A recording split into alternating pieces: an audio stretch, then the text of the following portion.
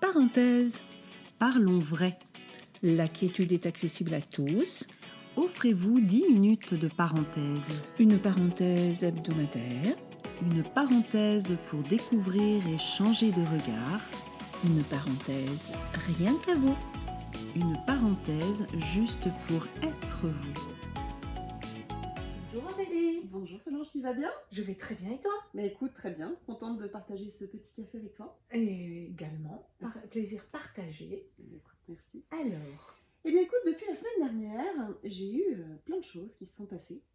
Et notamment une discussion très intéressante avec un client au sujet de la réussite et du succès. Une différence notoire, hein. Et je me suis dit que ce serait bien qu'on puisse en parler toutes les deux, que ça puisse faire l'objet vraiment d'un thème, d'un sujet. À mon sens, ça apporte du concret. On a pu, avec ce client, alors on a beaucoup ri parce que je pense qu'il avait une vision un petit peu tronquée de ce qu'était le succès. Et pour lui, la réussite, c'était l'ambition, c'était réussir à tout prix, c'était prouver que, etc. Alors que c'était complètement le contraire.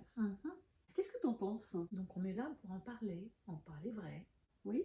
hein, sans être perché. On est bien d'accord, comme d'habitude. Qu'est-ce que Alors, la réussite et le succès. Attends, stop. On va pas couper, c'est génial ça. D'accord. Moi j'adore.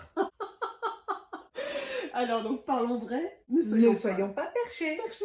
Allez, on y va. Alors, réussite et succès. Différence y a-t-il entre la réussite et le succès? C'est ça. Comment nous allons pouvoir développer notre capacité à réussir les choses Tout à fait. et également comment pouvoir développer notre succès. Donc ce sont les 3 points que nous allons voir aujourd'hui. Bon, d'accord. Parfait. Définition, réussite, succès. Est-ce que toi tu fais une différence entre les deux? Alors oui, pour moi, il y a une vraie différence. La réussite, ça vient de soi. C'est quelque chose de très personnel. Tandis que le succès, c'est avoir besoin aussi de l'autre pour pouvoir valider un succès, une fierté, une réussite. Donc en fait, c'est vrai qu'on est un petit peu à la frontière entre les deux. Pour autant, il y a une vraie différence. Tu es d'accord avec moi? Je suis complètement d'accord. Pour développer un petit peu plus, pour moi, la réussite, c'est vraiment un ressenti personnel, c'est un ressenti interne. Je réussis quelque chose, je le ressens à l'intérieur de moi. Il y a vraiment cette notion de pétillement des cellules Ah oui. quand on réussit C'est quelque ça. chose. Alors, il y a des ressentis qui peuvent être différents. Ça peut être de la légèreté, ça peut être de la densité, ça peut être plein de choses.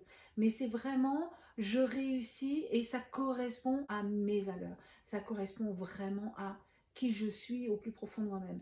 Alors que le succès, je peux avoir énormément de succès. Il peut y avoir, je ne sais pas, je prends un chanteur par exemple ou un comédien qui peut avoir énormément de succès, c'est-à-dire d'attention de l'autre C'est par ça, rapport à oui. soi et une validation d'autrui par rapport à une action quelconque. Pour autant, il peut ne pas être dans je n'ai pas réussi la performance que je souhaitais réussir. Donc c'est ça la différence. C'est vraiment la réussite, c'est un ressenti interne, intime, personnel, et le succès va être effectivement en fonction du regard d'autrui et de la validation d'autrui par rapport à une action précise. Est-ce que ça veut dire qu'on peut avoir du succès et pour autant pas avoir le sentiment de réussite? Exactement. Donc c'est pour ça, voilà. Là, on touche à des sujets comme la confiance en soi, l'estime de soi. Hein. Tout à fait. On aura l'occasion d'en reparler, c'est On en vrai, reparlera. mais franchement, c'est voilà, c'est très puissant. Et c'est vrai que voilà, j'ai trouvé ce sujet très intéressant, de vraiment bien faire cette différence et de cultiver la réussite. Tout à fait. Par, et le succès, les deux. Hein. Bien sûr, mais déjà la réussite. Dans un Alors premier la temps. réussite, donc comment justement pouvoir développer ce ressenti de fierté intérieure. Alors la fierté n'est pas prise ici dans le sens orgueil, hein, je me la pète, c'est pas ça du tout, hein, mais c'est vraiment cette satisfaction interne, ce ressenti que l'on a à l'intérieur de nous. Et d'ailleurs la méthode du docteur Vitoz dans cette partie réceptivité, prise de conscience de ce qu'on ressent, etc., nous permet de développer justement nos capacités à réussir. Oui. Donc pour pouvoir développer justement ce sentiment de réussite, d'une part c'est être à l'écoute de soi, être à l'écoute de son corps et de son ressenti, ça c'est la première chose. Et aussi, tu sais, c'est ce que nous proposons souvent, le carnet des fiertés. Oh là là. Quelles sont les 10 expériences réussies de votre vie depuis votre plus jeune âge jusqu'à maintenant? Quelles sont ces différentes expériences où vous êtes fiers de ce que vous avez accompli? Et à partir de chaque expérience, de mettre en évidence, bah oui, il y a telle qualité que j'ai su mobiliser, telle compétence que j'ai su développer, qui m'a permis de, justement, de réussir cette expérience.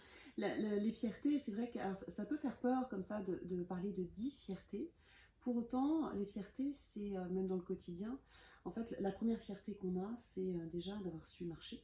Exactement. Voilà. C'est de savoir écrire, de savoir parler, de savoir manger, d'avoir réussi un gâteau. Moi, l'autre jour, j'ai réussi mon gâteau, j'étais quand même assez fière de moi parce que je suis un peu nulle en pâtisserie. Voilà. Mais voilà, c'est un petit peu, c'est vraiment tout ça, c'est célébrer aussi ses réussites. Les fiertés, alors bien sûr, ça peut être des grandes fiertés comme passer un diplôme, etc.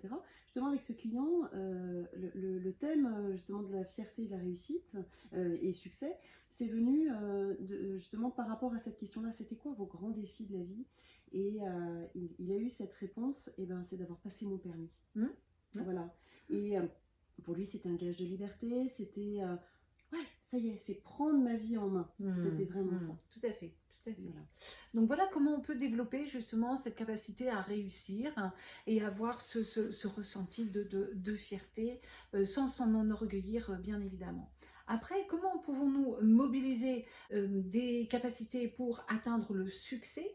Le succès, c'est déjà trouver son enracinement dans des valeurs qui nous sont propres et ensuite d'avoir des objectifs qui sont très clairs en fonction d'une vision claire de ce que l'on veut atteindre comme objectif dans notre vie.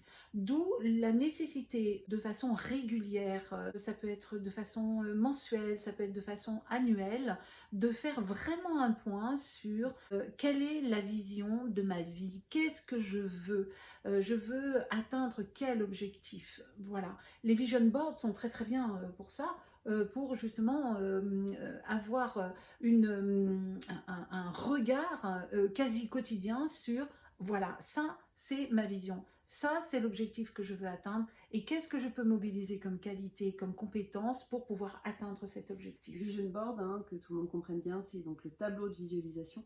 C'est vraiment quelque chose qui est un outil très puissant. Tout à fait. Voilà, qui permet de transformer effectivement des envies en vrais objectifs. Et en actes. Et en actes, forcément. Forcément. Oui, pour moi, c'est vrai qu'un objectif, mais ça, tu sais, c'est issu de la banque. Hein. Donc, voilà, c'est ça. Qui dit objectif, dit forcément le dépasser. C'est ça. Ah, on est d'accord.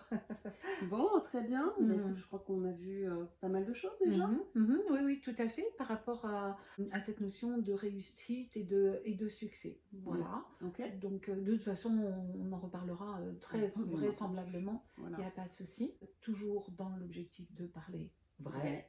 Et de ne pas être perché. Perché. À la semaine prochaine, Aurélie. À la semaine prochaine. Au revoir.